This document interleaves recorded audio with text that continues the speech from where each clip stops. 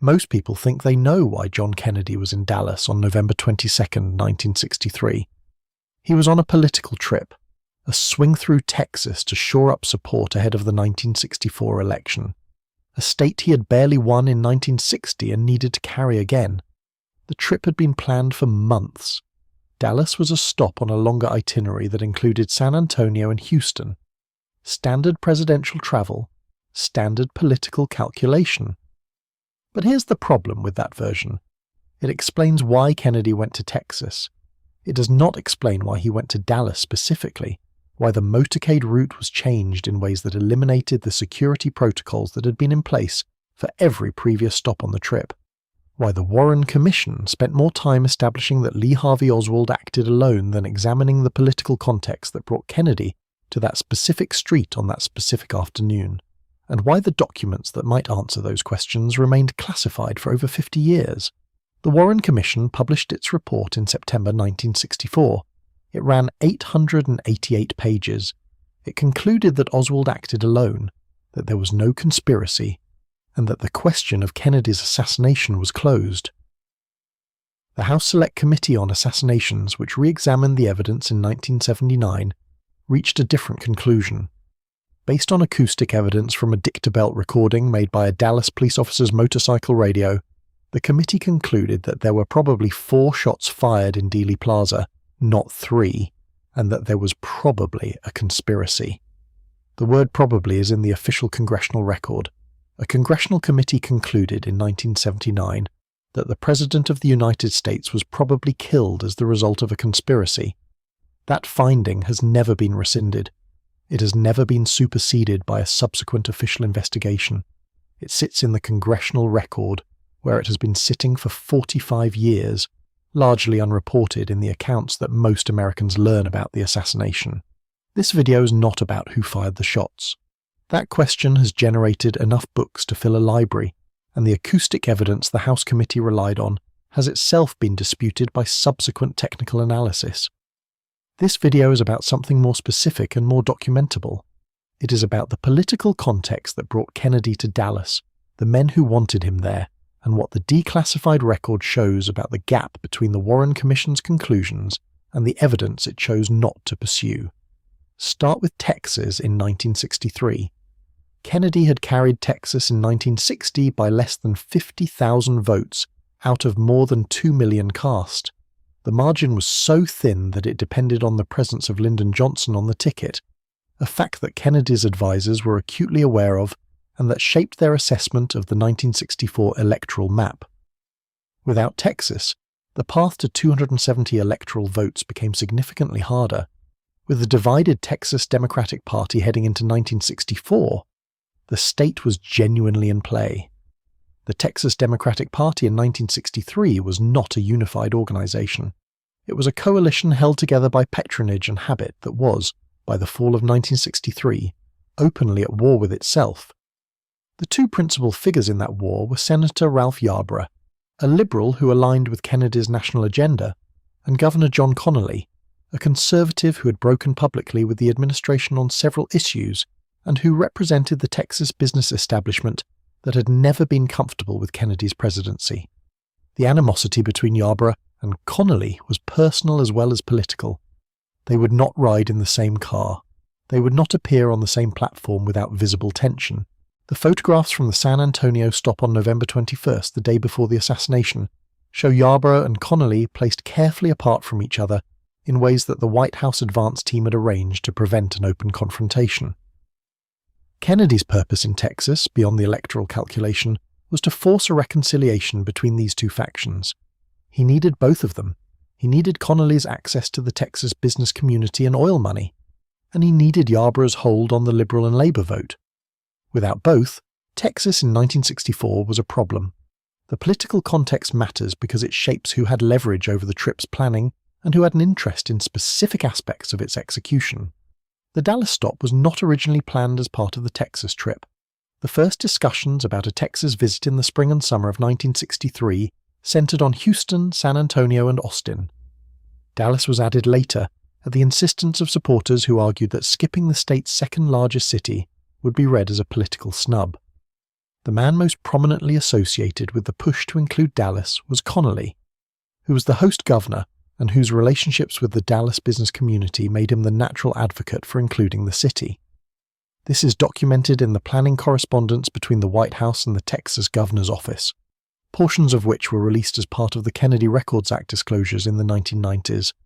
Connolly's role in the trip planning is relevant not because it implies any foreknowledge on his part of what would happen in Dallas, but because it establishes that the decision to go to Dallas and the specific route through Dealey Plaza was shaped by political considerations that the Warren Commission treated as background rather than as subject matter. The motorcade route through downtown Dallas was published in the Dallas Morning News on the morning of November 22nd. This fact, which appears to be simply a standard notice of a presidential motorcade, has generated significant attention in the assassination literature because it allowed anyone who read the paper to know precisely where the motorcade would be and when. The route as published included a turn from Main Street onto Houston Street, and then a sharp left turn onto Elm Street, passing directly in front of the Texas School Book Depository. This turn, the left onto Elm, required the motorcade to slow significantly to make the angle.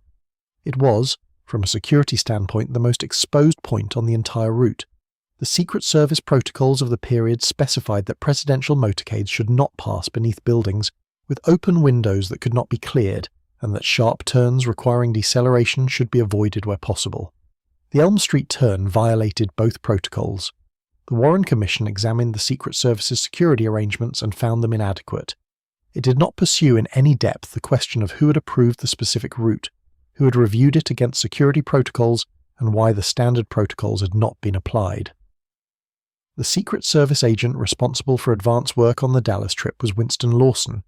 His testimony before the Warren Commission is in the public record. Lawson confirmed that the route had been coordinated with the Dallas Police Department and with local officials.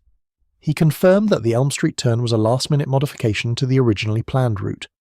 He did not identify who had specifically approved that modification or why. The Warren Commission did not press the question. This is the pattern that runs through the Commission's work and that the House Select Committee documented in detail in its 1979 report. The Commission was thorough in some areas and remarkably incurious in others.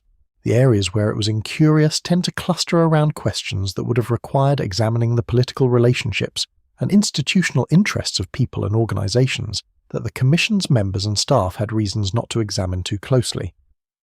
Chief Justice Earl Warren, who chaired the Commission, was told by President Johnson that the investigation needed to prevent public panic and to forestall any impulse toward military action that might result from a public conclusion that foreign powers were involved.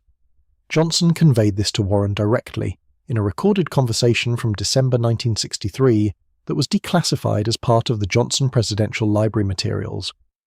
Johnson told Warren, in substance, that 40 million Americans might die if the wrong conclusion were reached about the assassination, because the wrong conclusion might trigger a confrontation with the Soviet Union or Cuba. Warren, a man who had spent his career in public service and who understood what a nuclear confrontation meant, took this seriously. The framing of the investigation as a national security matter, before the investigation had reached any conclusions, shaped everything that followed. An investigation conducted to prevent a specific outcome is not the same thing as an investigation conducted to find the truth. Both activities can involve the same witnesses and the same documents. They produce different results. The Oswald connection to the Soviet Union and to Cuba was the specific national security concern that Johnson placed at the center of Warren's mandate.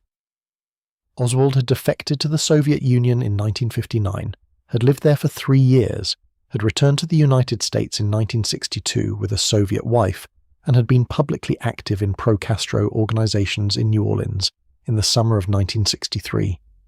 If Oswald had been acting on behalf of the Soviet Union or Cuba, the implications for American foreign policy were severe. The Cuban Missile Crisis had ended barely a year before the assassination.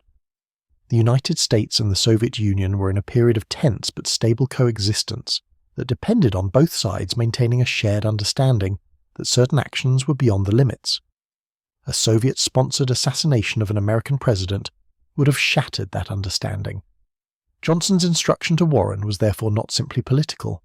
It was a reflection of a genuine assessment that a finding of foreign sponsorship could produce consequences that no one could control, but the instruction also had a convenient side effect. It directed the Commission's attention toward Oswald's foreign connections and away from his domestic connections, which were, the documents released under the Kennedy Records Act subsequently showed, considerably more complex than the Warren Commission examined. Lee Harvey Oswald's activities in the months before the assassination are documented in a set of records that were not fully available to the Warren Commission, and that became progressively less classified over the 5 decades that followed. What those records show is an Oswald whose relationship with American intelligence agencies was more complicated than the lone drifter portrait the Warren Commission painted. Oswald had worked at a U-2 base in Japan while in the Marines, giving him access to classified information about one of America's most sensitive reconnaissance programs.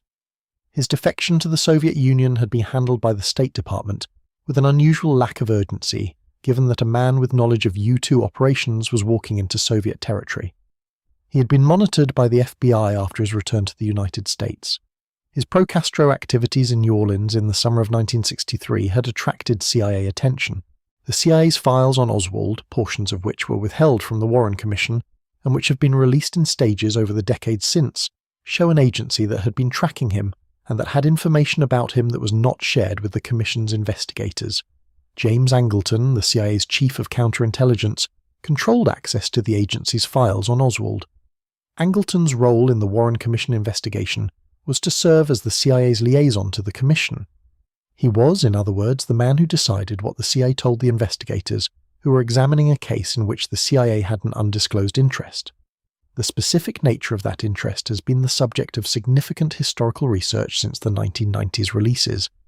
What the available documents establish is not a CIA conspiracy to assassinate Kennedy. What they establish is a CIA that had information about Oswald that it did not fully disclose to the Warren Commission, that had reasons related to its own ongoing operations to limit what it disclosed, and that used Angleton's position as liaison to manage that disclosure. This is documented. It is not speculation. The Inspector General's report on the CIA's relationship with the Warren Commission, which was produced internally in 1967 and which was partially declassified in the 1990s, acknowledges that the agency withheld information from the Commission. The report's conclusion was that the withheld information would not have changed the Commission's findings. Whether that conclusion is correct depends on what you think the withheld information actually shows, and the debate among historians who have examined it has not produced a consensus. What the debate has produced is a substantial body of documented evidence that the Warren Commission's investigation was conducted within constraints that were not disclosed to the public at the time the report was published, and that those constraints shaped the investigation's conclusions in ways that the Commission's members did not acknowledge.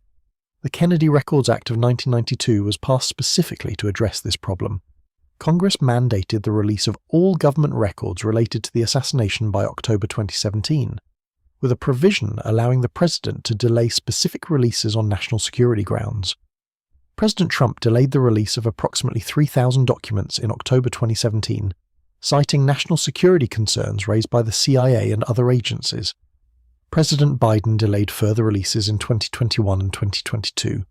As of 2023, a substantial portion of the Kennedy assassination records remain classified, 60 years after the event.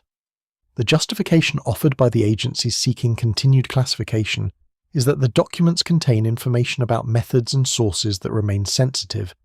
This justification is difficult to evaluate because the documents themselves are not public.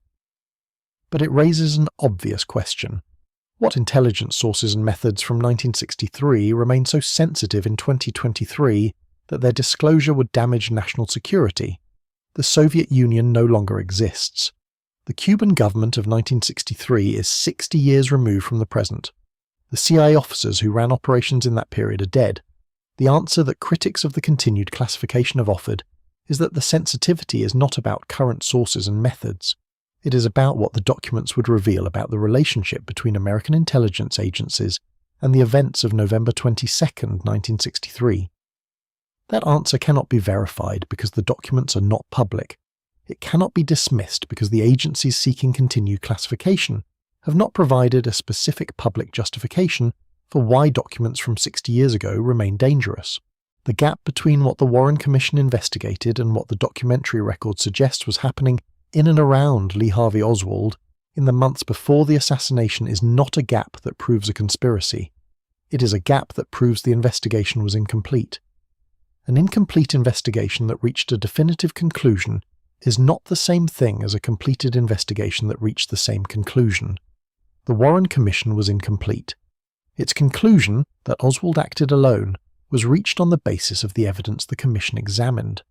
The evidence it did not examine, because it was withheld by the CIA, because the Commission's mandate directed attention away from certain questions, and because the political context of the investigation created incentives to reach a specific conclusion, remains incompletely understood. The House Select Committee's 1979 finding of probable conspiracy was based primarily on the acoustic evidence, which has since been disputed on technical grounds. But the committee's investigation also produced a secondary conclusion that has received less attention. The committee found that the CIA and the FBI had failed to disclose to the Warren Commission information that was in their possession and that was relevant to the investigation. That finding is in the congressional record. It is not disputed. It is simply not widely known. What that withheld information consists of, and what it would show if fully disclosed, is the question that the remaining classified documents might answer. They have not been released.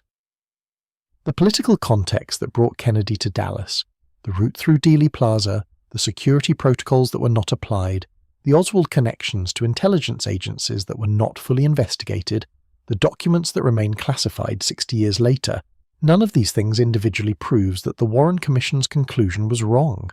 Together they constitute a documented record of an investigation that was shaped by political constraints that were not disclosed, that relied on information provided by agencies that had undisclosed interests in the investigation's outcome, and that reached a definitive conclusion on the basis of an incomplete evidentiary record.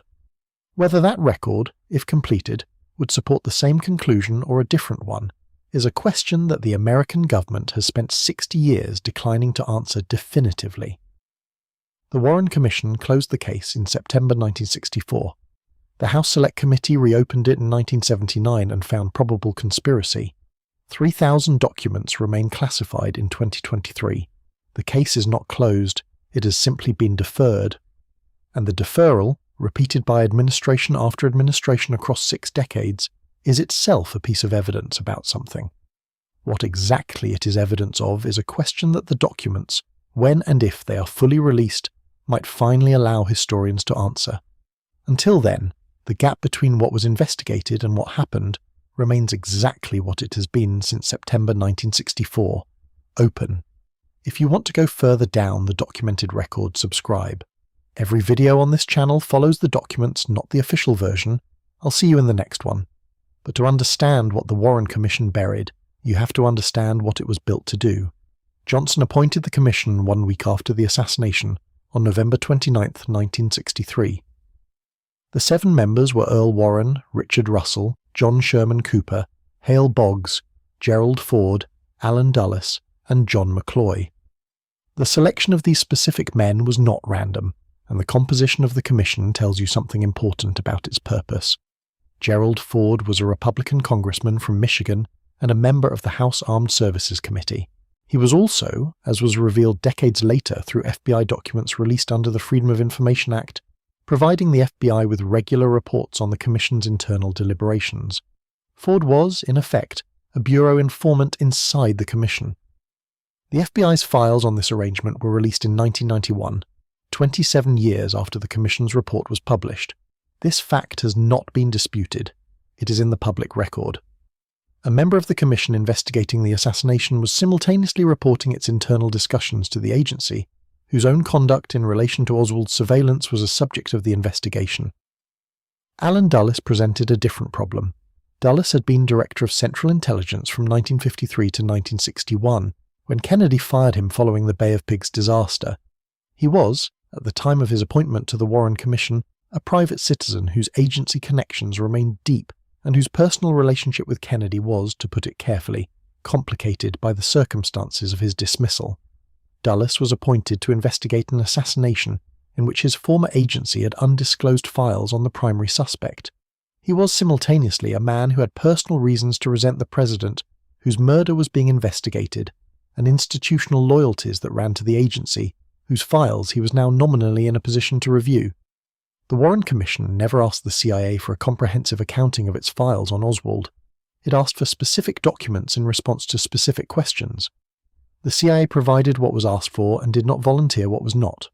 Dulles, as the Commission member with the deepest CIA relationships, was positioned to know what questions would and would not surface, what the agency preferred not to surface. Whether he used that position actively or simply failed to push in directions that his institutional loyalties discouraged is a question the available documents do not definitively answer. What they show is the structure of the problem: a Commission member with deep ties to an agency that had undisclosed information about the primary suspect, in a position to shape what questions were and were not asked of that agency. The documents that the CIA withheld from the Warren Commission include, based on what is known from subsequent partial releases, information about Oswald's visit to Mexico City in September and October of 1963, approximately 6 weeks before the assassination. Oswald travelled to Mexico City and visited both the Soviet and Cuban consulates there. The CIA's Mexico City station was one of the most heavily surveilled listening posts in the Western Hemisphere. It monitored the Soviet and Cuban consulates with extensive technical surveillance, including phone taps and photography of visitors. The CIA's Mexico City station took photographs of visitors to the Soviet consulate during the period of Oswald's visit. When the Warren Commission asked for photographs of Oswald taken at the consulate, the CIA produced a photograph of a man who was not Lee Harvey Oswald. The CIA acknowledged at the time that this was a case of mistaken identification. The explanation it offered was that the photograph had been taken on a day when the surveillance cameras were not functioning, and that the photograph provided was of another individual whose visit had been confused with Oswald's. The full surveillance records from the Soviet and Cuban consulates in Mexico City during the period of Oswald's visit have never been fully disclosed. The Warren Commission accepted the CIA's explanation for the photograph discrepancy. The House Select Committee examining the same records 15 years later found the explanation incomplete. The Mexico City episode is significant not because it proves any specific conclusion about who Oswald was working with or for, but because it demonstrates the limits of what the Warren Commission actually investigated. The agency with the most comprehensive surveillance of Oswald's contacts in the weeks before the assassination provided the Commission with incomplete records and an explanation for the incompleteness that the Commission accepted without full examination. David Phillips was the CIA officer who headed the Mexico City station's anti-Cuba operations during the period of Oswald's visit. Phillips was later identified by a former CIA officer, Antonio Veciana, as the same man who had appeared in a meeting with Oswald in Dallas months before the assassination. Veciana testified to this before the House Select Committee in 1978. Phillips denied it. Veciana maintained his account, and the House Select Committee was unable to resolve the conflict. Phillips died in 1988. Veciana, who is still alive, has maintained his account consistently across decades. Whether Veciana's identification was accurate is not established by the documentary record. What is established is that the CIA's Mexico City station had information about Oswald that was not fully disclosed to the Warren Commission, that the officer responsible for anti-Cuba operations in Mexico City during Oswald's visit was subsequently identified by a witness as having met with Oswald in Dallas, and that this identification was made before a congressional committee and never resolved. The oil industry angle is the dimension of the Dallas story that receives the least attention in mainstream accounts, and that is, in some ways, the most directly relevant to the question of why Kennedy was in Texas at all. Kennedy's relationship with the Texas oil industry was defined by a specific policy dispute that had been building since the early months of his administration. The oil depletion allowance was a provision of the federal tax code that allowed oil companies to deduct 27.5% of their gross income from oil production from their taxable income. It had been in the tax code since 1926 and had made the Texas oil industry and the fortunes of the men who controlled it substantially larger than they would have been without it. Kennedy's Treasury Department had been studying the oil depletion allowance as part of a broader tax reform effort since 1961. The administration's position, which had been communicated to Texas oil interests through various channels, was that the allowance was excessive and that the administration intended to reduce it in any tax reform legislation it pursued. For the men whose fortunes rested on the allowance, this was not an abstract policy disagreement. H.L. Hunt, the Dallas oil billionaire who was at the time one of the wealthiest men in America, had been publicly vocal about his opposition to Kennedy. His radio program, which broadcast a conservative commentary called Lifeline, had run material hostile to Kennedy in the weeks and months before the assassination. Hunt was in Dallas on November 22nd.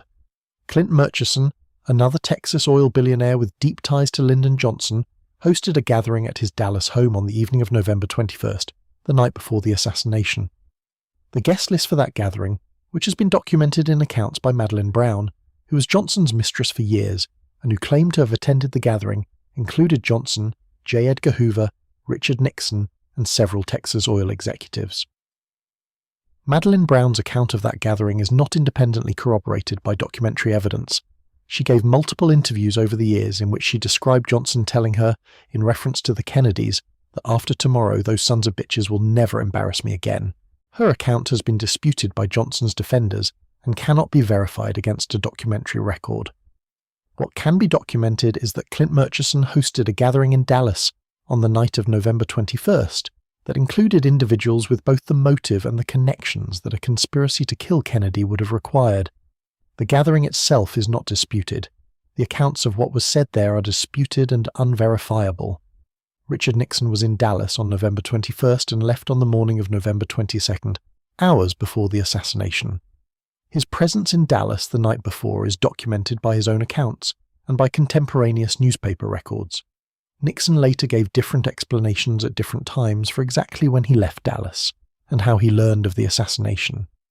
The discrepancies in his accounts were noted by researchers, but never pursued in any official investigation.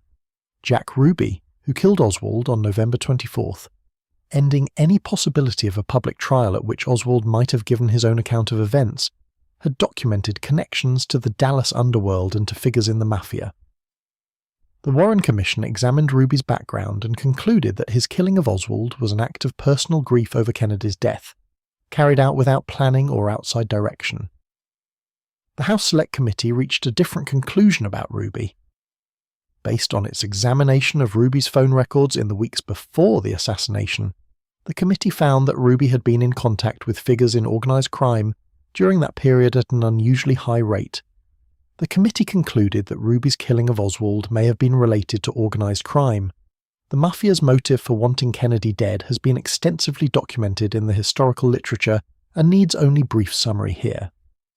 Robert Kennedy, as Attorney General, had been the most aggressive pursuer of organized crime in the Justice Department's history. The Mafia's leadership, including Carlos Marcello in New Orleans and Santos Traficante in Miami, had made statements that were reported to the FBI about their desire to see Kennedy killed. Those statements are in FBI surveillance records that were released under the Kennedy Records Act. The FBI's response to those statements before the assassination was to note them and continue monitoring.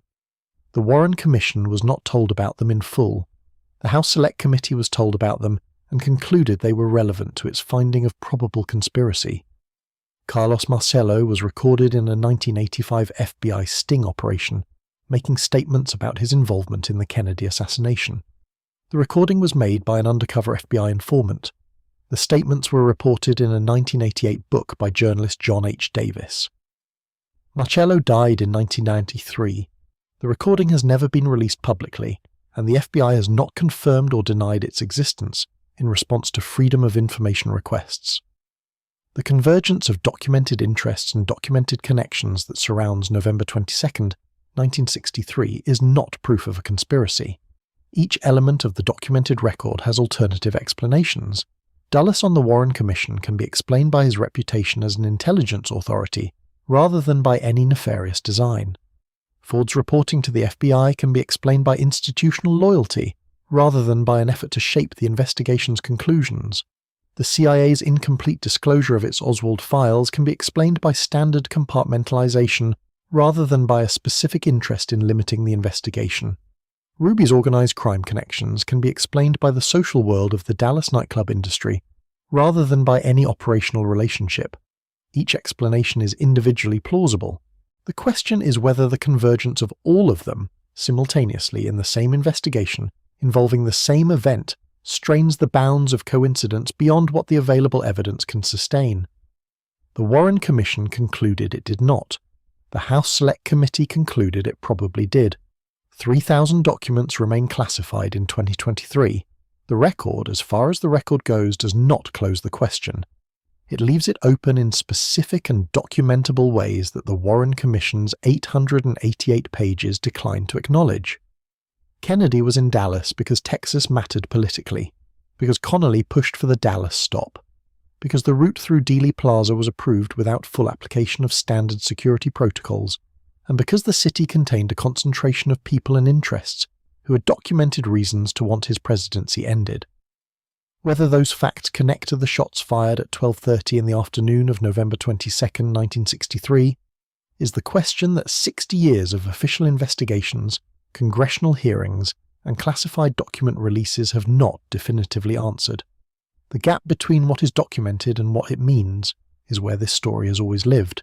It is still there, and the documents that might close it are still, in part, in the hands of agencies that have chosen, across 6 administrations, to keep them there. That choice is itself a piece of the record. Read it as you will. If this raised more questions than it answered, that is exactly what the documented record does. Subscribe for more. We follow the documents. I'll see you in the next one.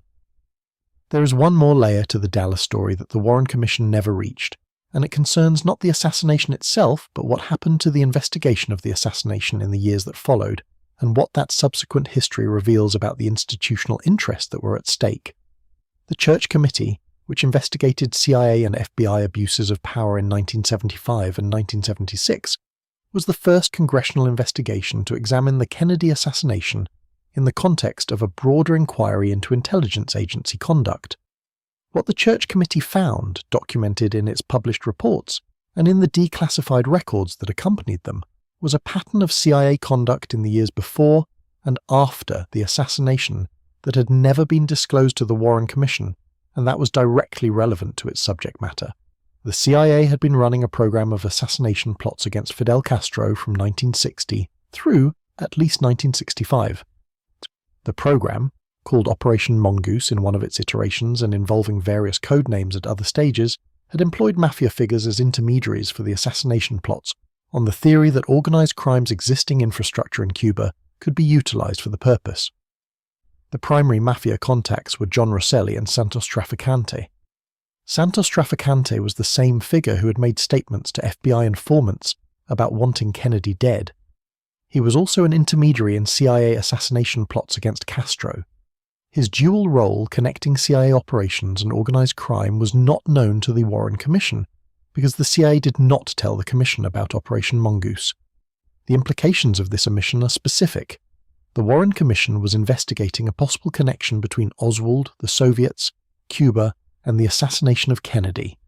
The CIA, which was running assassination plots against Castro using mafia intermediaries, had every reason to ensure that investigation did not surface the mafia-CIA relationship, because surfacing that relationship would have exposed the assassination program and potentially created diplomatic and legal consequences that the agency was not prepared to face. The CIA's failure to disclose its anti-Castro operations to the Warren Commission was therefore not simply an instance of standard compartmentalization. It was an omission that served a specific institutional interest that was directly connected to the subject of the investigation. The agency was not protecting irrelevant secrets. It was protecting secrets that were relevant, and that it chose not to share. Richard Helms, who was Deputy Director for Plans at the CIA in 1963, and who later became Director, testified before the Church Committee that he had not informed the Warren Commission about the CIA's anti-Castro assassination plots, because he had not been asked about them specifically. His explanation was that the Commission's investigation focused on what Oswald had done, not on what the CIA had done, and that the anti-Castro programs were therefore outside the Commission's inquiry. This explanation is technically accurate and substantively misleading. The Commission's failure to ask about the anti-Castro programs was itself a product of not knowing they existed. The CIA's failure to volunteer information that was directly relevant to the question of whether there were parties with motives and capabilities to kill Kennedy was not an oversight. It was a decision. Helms was never prosecuted for perjury in connection with his congressional testimony on CIA activities, though several investigations found that his testimony had been incomplete and in some cases misleading. He died in 2002. James Angleton, the counterintelligence chief who managed the CIA's relationship with the Warren Commission, was fired by CIA Director William Colby in 1974 after the scope of his illegal domestic surveillance programs became known. Before he was fired, Angleton destroyed large quantities of files that have never been recovered. Whether those files contained material relevant to the Kennedy assassination is not known, because the files no longer exist. Angleton gave an interview to journalist Joseph Trento in the years before his death in 1987, in which he made statements about the CIA and the Kennedy assassination that Trento subsequently reported in print. The statements, as reported, suggested that Angleton believed the CIA's handling of the Kennedy investigation had been seriously flawed. The interview was not recorded, and Angleton's estate has disputed some of Trento's characterizations of his statements. Angleton died without giving a full public account of what he knew. This is a pattern that runs through the documentary history of the Kennedy assassination with unusual consistency.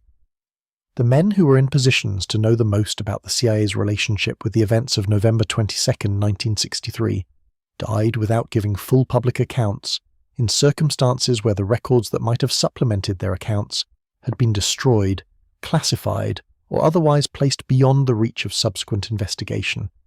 This is not unique to the Kennedy case. It is how intelligence agencies operate in relation to events they are not prepared to be fully transparent about. The pattern does not prove a conspiracy. It proves institutional self-protection, which is something different and more documented. The Kennedy Records Act of 1992 was a congressional response to the public's recognition that the Warren Commission's investigation had been incomplete and that the documentary record had not been fully disclosed.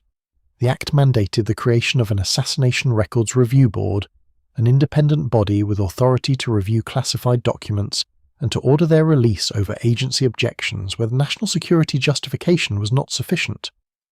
The review board operated from 1994 to 1998 and ordered the release of millions of pages of documents. Those releases transformed the historical record of the Kennedy assassination, not by producing a smoking gun document that proved or disproved any specific theory, but by providing a far more detailed picture of the institutional context in which the assassination occurred and in which the subsequent investigation was conducted. What the releases showed, in aggregate, was that the Warren Commission had operated with a significantly incomplete picture of the relevant facts, that the CIA had withheld information that was relevant to the Commission's inquiry, and that the FBI had likewise not fully disclosed its own files on Oswald and on the figures in organized crime who had expressed interest in Kennedy's death. The review board could not compel the release of documents whose existence was not acknowledged by the holding agencies. It could only review documents that the agencies admitted existed. Documents that had been destroyed, as Angleton destroyed his files, or that remained unacknowledged could not be recovered. The approximately 3,000 documents that remain classified as of 2023 are the residue of what the agencies were willing to acknowledge existed but not willing to release. They represent the outer boundary of what has been disclosed, not the totality of what existed. What they contain is not known. What they concern, based on the subject categories that have been partially described in the public record, includes CIA operations in Mexico City, CIA relationships with figures connected to Oswald, and FBI surveillance of individuals with documented connections to the events of November 22nd. Whether those documents, when released, will change the historical understanding of the assassination or confirm the Warren Commission's conclusions is a question that cannot be answered from the outside. It can only be answered by the documents themselves. 6 decades of deferral suggest that someone with the authority to order the release has, in each administration since 1964, concluded that the documents should remain where they are. That conclusion, repeated by Republican and Democratic administrations alike across 6 decades, covering everything from the end of the Cold War to the fall of the Soviet Union, to the death of every principal figure connected to the events of November 1963, is itself a fact about the record. It is not proof of anything specific.